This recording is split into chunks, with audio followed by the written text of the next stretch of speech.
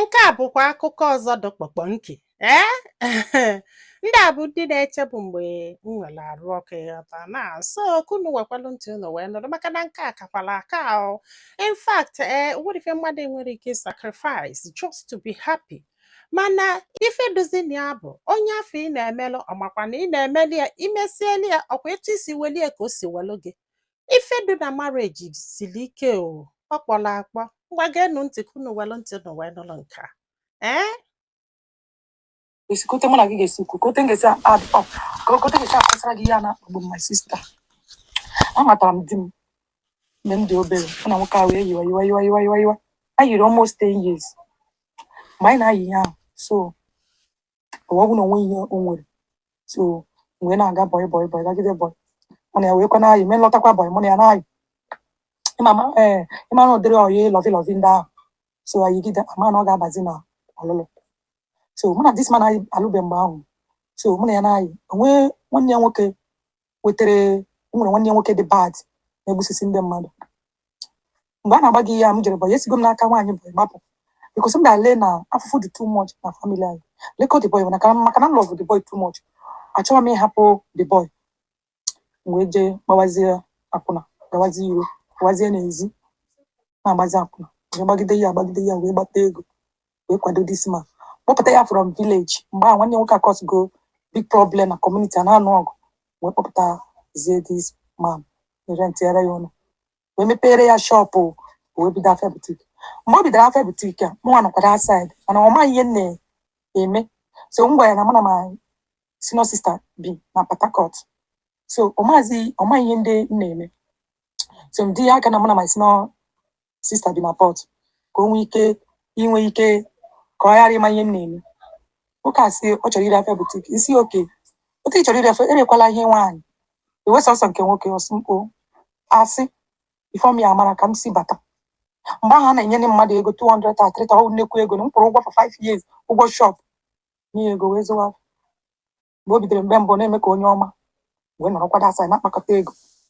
na-akpakọta nke m. Ọ bịa nọrọ obere bịa chenjiwe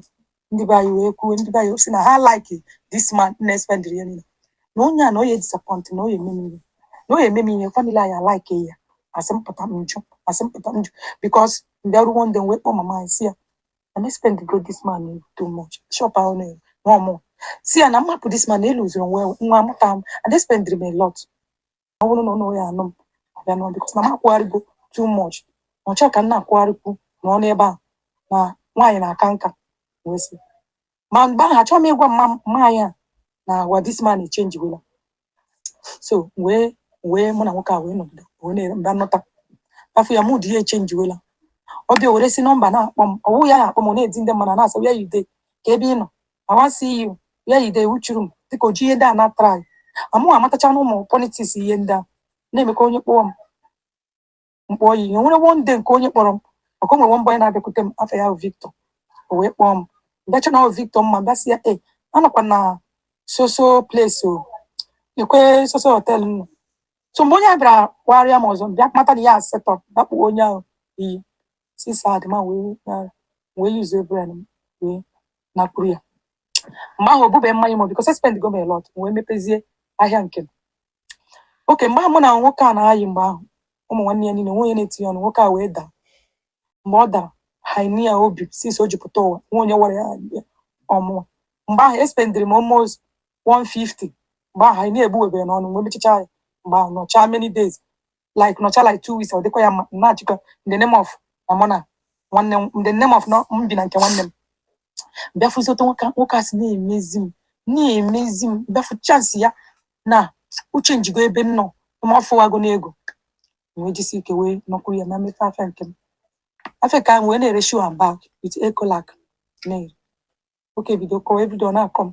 ejigo ngacha nwa na-ebe akwa ime anụmatụ ma mgbe ahụ mụ na nwoke a na-ayọ oshi ime eshi o shichara m ime 7 and mgbe ahụ o sichara m ime 7 achọghị m ije nụọ dị ọzọ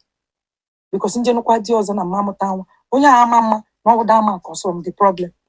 wee nọrọ gagharịwa all these native people na-enyegharị ọgwụ abịasị na ọgwụ mbụ m shipụta film Chineke wee mere m ihe wee dị ime izizi mgbe dị ime izizi ahụ amadị m na ndị ime bikọsa mụ na ya na-akwụ je Ọnịcha je gote nke ya gote nke m ọ na-erekwa ụmụ nwaanyị na-ekwu na-edi ụmụ nwaanyị na-ekwu na-edi nne ịma nwoke achọ ịkụ m ihe na dis mgbe ahụ ọkụwabeghị m like too much obere m na-edikwe maka ispendi nwoke ụna ibi ebi m kwụrụ ụgwọ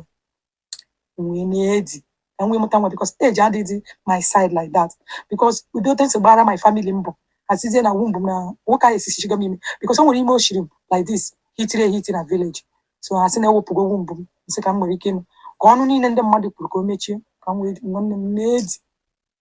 amadị na m adịghị ime so gaa jee ofu midwife oje cheke m ahụ because mba yawazi ahụ iwu masị ndị ime nsi ya ime ka ebe ime si bịa nsi ya ndị by then nwoke everyday ọ na-akọ m ejegogo mgbakọ akwụna ejego nga kaka echichala m ime ma ọkwa ya siri m ime ndị ahụ na ụwa ike adịghị m atụzi ime abịala mbịa na ụlọ ha na nwezi nwa nọrọ otu a mbịa na-edi ma mgbe anyị na-ere ahịa nwoke ahụ jee gwọọ ọgwụ ọ nwere ọgwụ a na-akpọ ayele so ọmakwanị that time na mụ nwa macha about it so ruo ndị nwoke a na-agwara ya ọgwụ kpọọ m si ya gwara di m si na ya gwazi na ụdịrị ọgwụ ndị ahụ ọ na-agwọ ma otu ọ na-achọ ka nwunye ya mụọrọ ya nwa na ọgwụ ndị a na-ewere ọkụ ọ na-eme nwaanyị na-adị ime and na nwaanyị adị ime na dịtị na-ewere the child because ọ ga-awụ money nsị